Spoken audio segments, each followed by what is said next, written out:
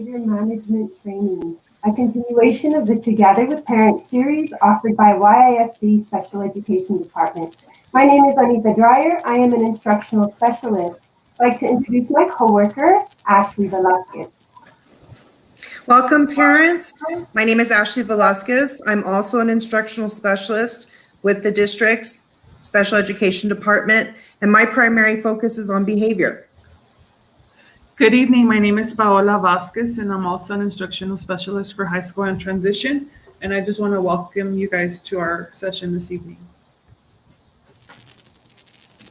Before we begin, please post questions in the comment section. But remember that it is a public space, so refrain from sharing personal information. You may see auto captions based on your user settings. Please grab a pen and paper as we are going to share some simple and easy tips on how to manage your child's behavior. We are recording these meetings and captions will be added and available through the parent site and the Facebook page. You may access our parent resources through the YISD district website. Click on YISD Special Education Department Parent Resources. Click on COVID-19 resources, scroll down to videos, and click on behavior resources.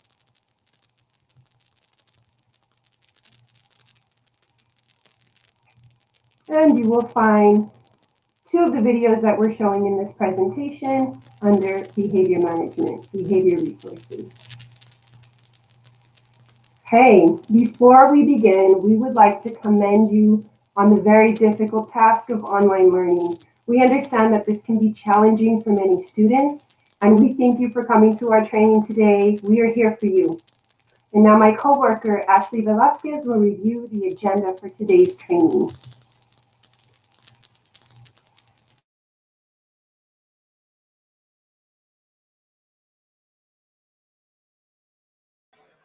Ashley, I think you're going to have to unmute your mic, please.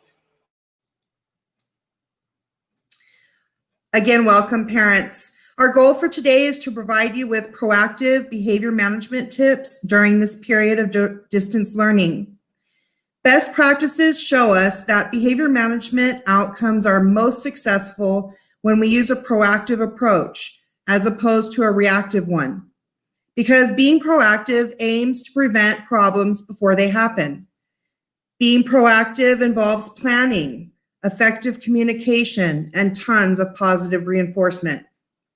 Today, we're going to focus on proactive behavior management tips, including understanding the possible functions of your child's behavior, suggestions for communicating effectively with your child and their teachers, setting up clear expectations and establishing a routine and structure, the power of positive reinforcement, giving choices, and if-then statements.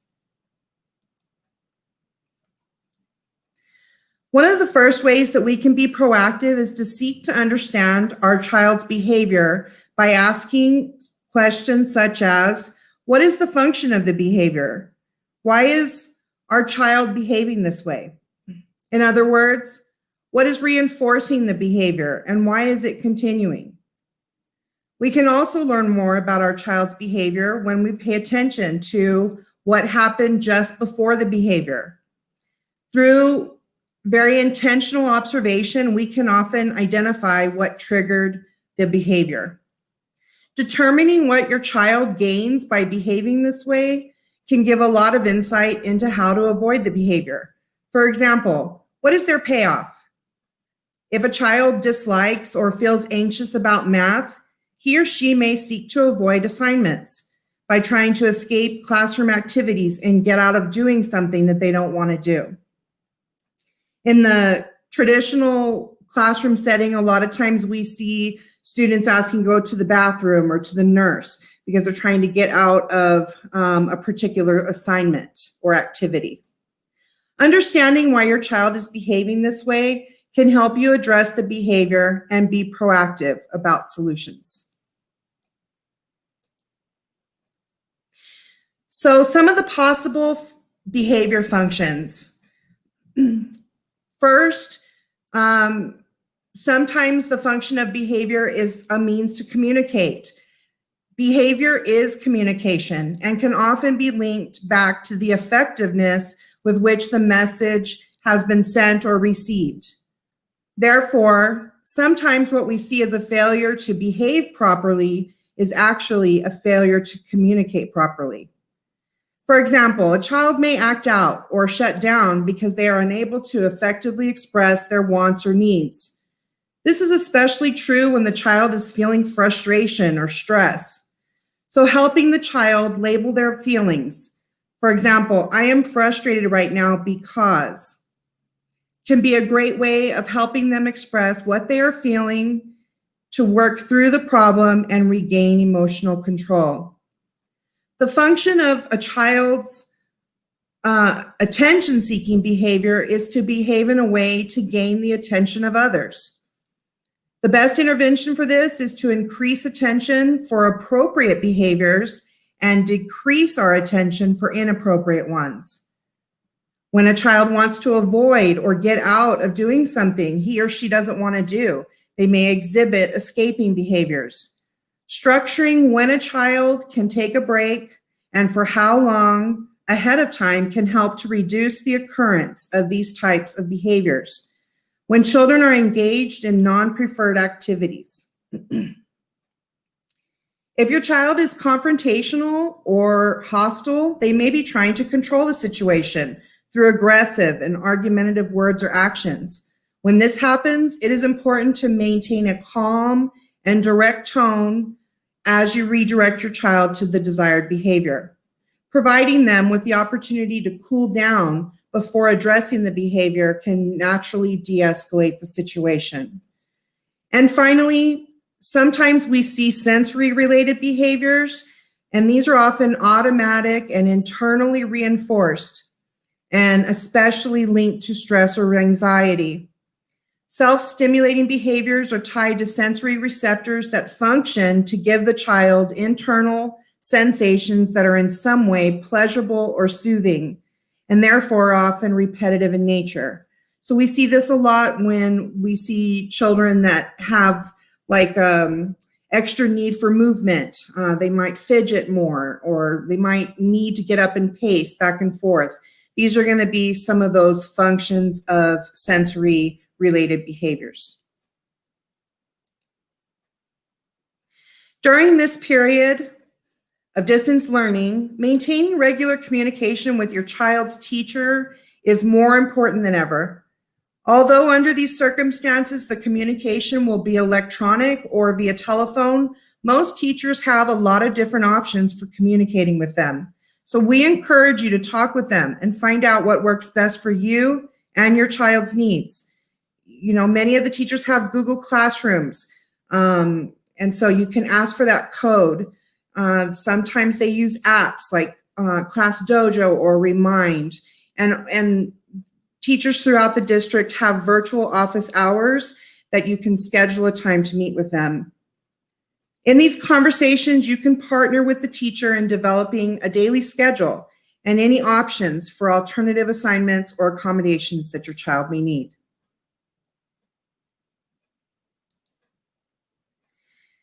We also have tips for communicating effectively with your child. So in order to give and receive clear communication, best practices tell us that it's encouraged to maintain visual eye contact. Look at your child and be able to read his or her body language and their attention level. When communicating, make sure that you use appropriate tone of voice for the situation. Eliminate distractions and try to get eye level with your student when communicating to avoid intimidation. The following video is going to demonstrate the effective communication strategy known as positive practice by modeling the use of appropriate voice tone and visual contact.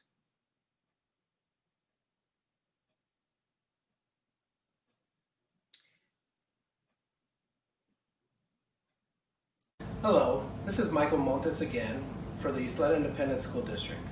We'll be talking again about behavior during remote learning. Today we'll be talking about positive practice. Positive practice is a reactive strategy that you can use so you do not chain in or accidentally reward behaviors that you don't want to see with your children. Positive practice is often referred to as the lifeguard rule. For example, when you go to an indoor pool and the child is running to the pool, the lifeguard says, "Hey, go back and walk." The child goes back and walks into the pool. If the lifeguard were to allow the child to get in the pool, the lifeguard would be rewarding the running over to the pool that can increase a chance of accident. So in this example, you will see positive practice being used here at the home. I want chips now! I want you to put your hands down and ask me calmly. Can you please go get chips for me? Yes, I will go get chips for you. Give me a second. If you noticed, we saw some hand flapping and we saw a raising of the voice and also an order directed towards me to try and get what she wanted. What I did was got to her eye level so that I do not seem threatening and go ahead and explain that she can ask me a bit more calmly with relaxed hands and a better tone of voice. After she went ahead and asked me with the better tone of voice and the calm hands, that is when I allow her and give her the approval to get chips. That way, I am chaining in the desired behavior and shaping the behavior that I want to see exhibited by my daughter. This is positive practice.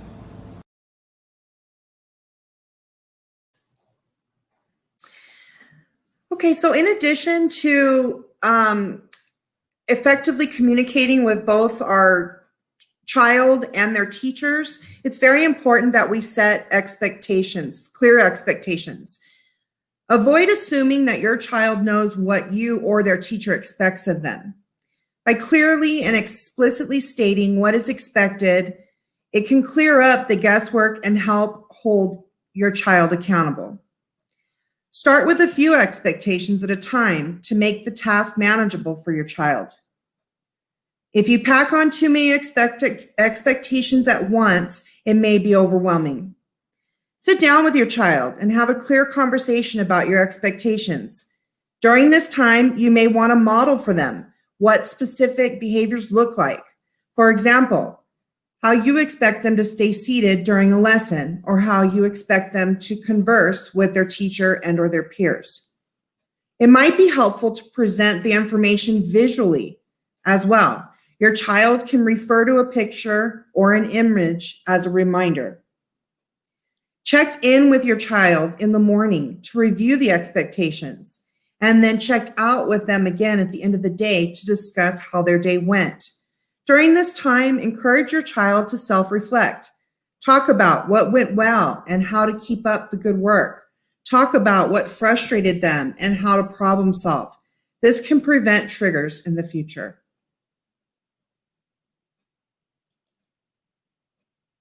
Routine and structure are critical to student success because they provide predictability and help children with organization and time management. By designating a work area that is separate from leisure and preferred activities, children learn to manage their time appropriately. The work area should be free from distractions so that your child remains focused and stays on task. Creating a schedule lets your child know what is expected daily. A structured routine can make a child feel safe and not anxious about surprises. It also sets manageable expectations for them, while consistent implementation communicates. Maintaining prolonged focus in front of a computer screen all day is difficult for us. Scheduling breaks for your child will help establish a balance between academics and downtime. These breaks can consist of a preferred activity that provides a break from academic focus. For example, coloring or dancing, exercise, video games, stretching, listening to music. Whatever allows your child to get away from that academic focus for a little while to give their brain a break. And then finally, many children benefit from the use of timers to keep themselves on track. Timers help to break the daily schedule into more manageable parts. For example, work on this for 30 minutes and then you can take a 10-minute break. Or complete the problems or questions on page 1 and then you can play until the timer goes off. Timers make the child's time on task more tolerable and also work as a motivation to complete their work so that they can earn free time when they are done. This is an example of a visual schedule. This would typically be used for younger kids. And so there are a wide range of visual schedules for students.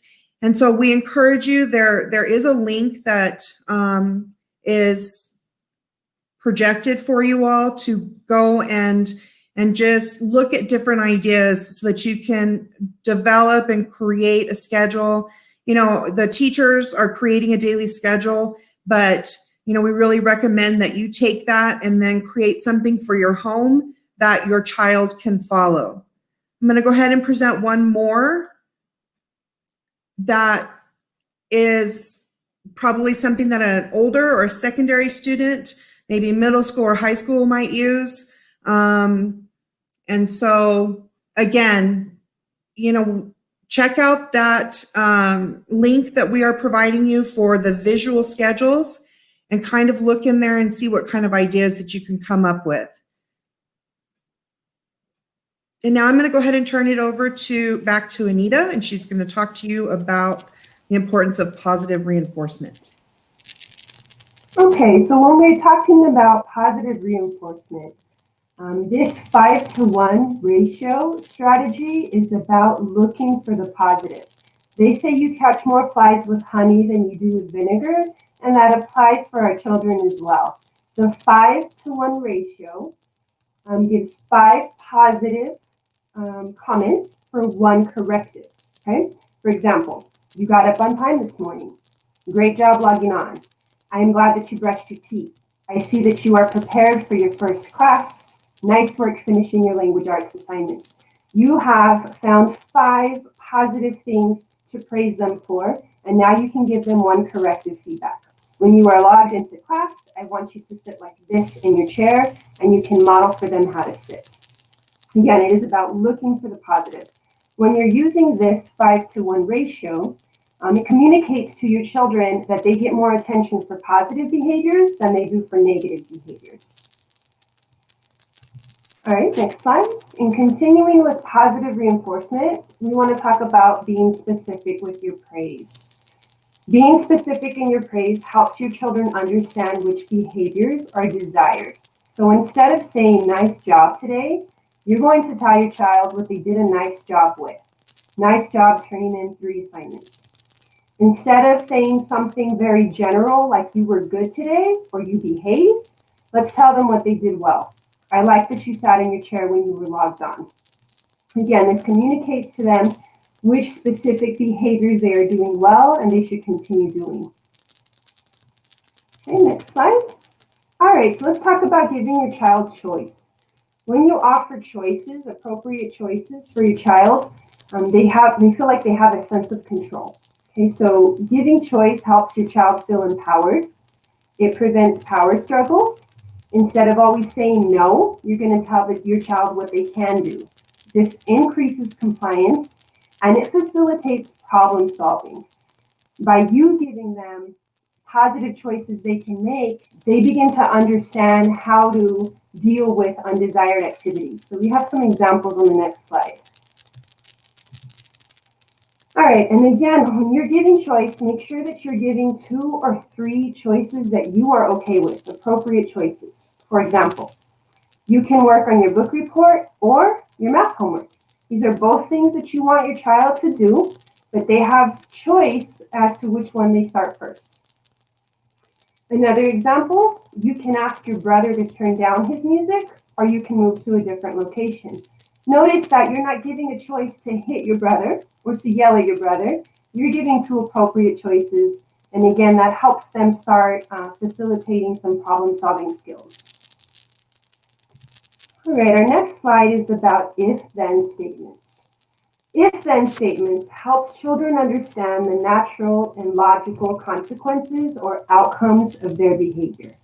The if is the behavior, the then is the outcome.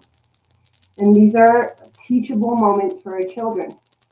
For example, if you put away your backpack, then you can talk with a friend.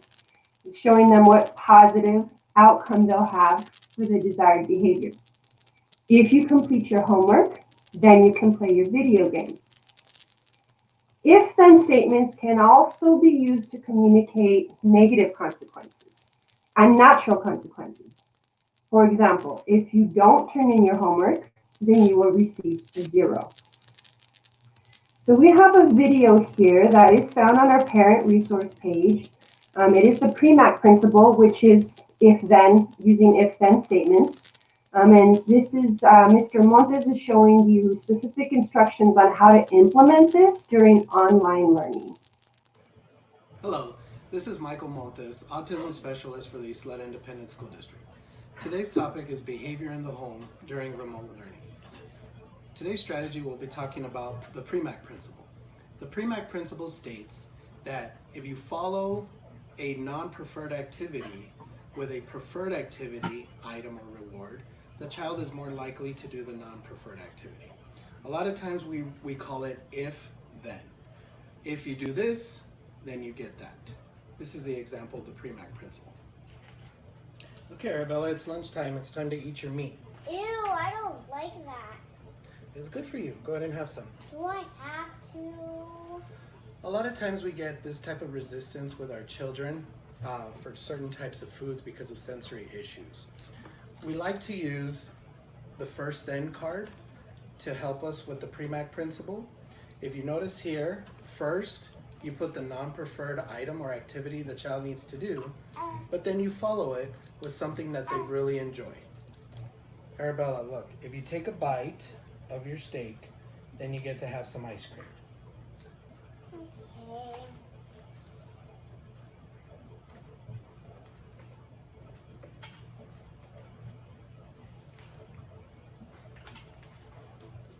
It is important that you follow through right away with your promise, or else your child will not trust you and the PREMAC principle will not work for you. This is the PREMAC principle.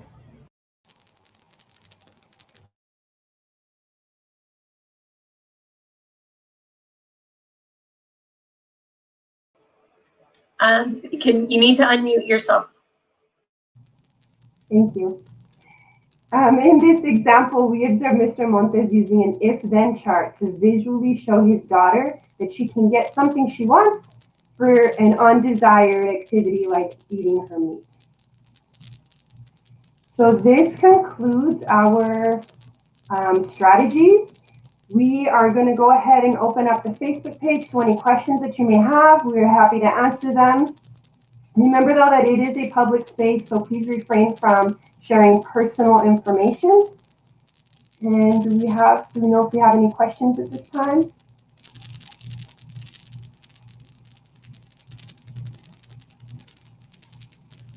Okay. So the Ysleta Independent School District Special Education Department is dedicated to supporting our families. We are here for you. Please tell us what trainings you would like to see. You can post your ideas on our Facebook page. And I would just like to share with you our contact information in case you need to contact any of us.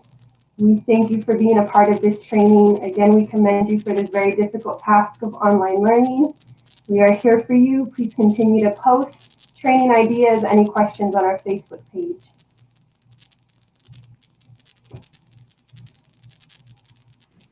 Thank you for joining us, parents.